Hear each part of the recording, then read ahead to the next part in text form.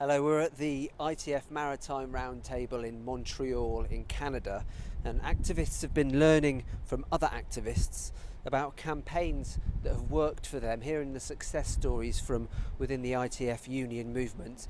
And I'm with Andy Kelly from the Rail and Maritime Transport Union in New Zealand. Andy, tell us about your campaign and why it succeeded. Well, our campaign was on health and safety, but we were actually in dispute at the time. And I had one of my best friends killed at work in a scissor lift accident, an EWP, elevated work platform. And we had 3 deaths in less than a year. We didn't want any more deaths, and the company were trying to get the workers to work in an unsafe situation.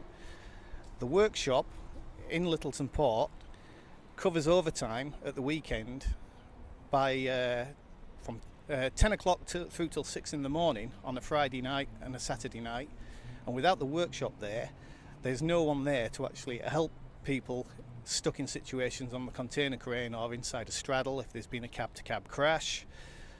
Without those guys there, it was an unsafe working area, and the wharfies decided amongst themselves that if we weren't there, they weren't working. 2 unions, one under contract, one out of contract, refused to work. So stopped the port on the night shifts at the weekend. So how was it that it succeeded? Was this about, you sticking together then, like you say, the wharfies and the maintenance crews? Yes, definitely. The wharfies and the maintenance crew worked together, because without the wharfies, the ships don't get unloaded. Without the maintenance crew, this health and safety issue. Both unions stuck together and decided that it was an unsafe work practice. The company injuncted us.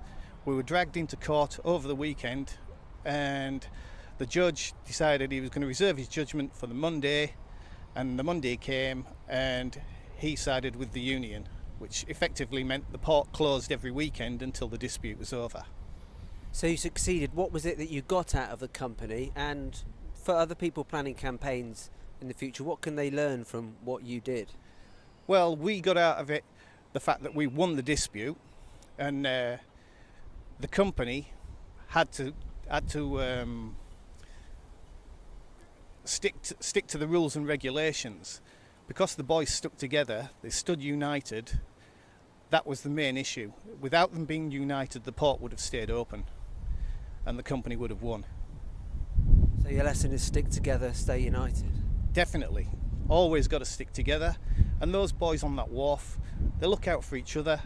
They're mates, they're workmates, they live near each other, they work alongside each other. 2 different unions, but one heart beating together. You can't lose when you stick together. Andy Kelly, thank you very much. I'm Andy Carn-Gordon at the Maritime Roundtable in Montreal in Canada.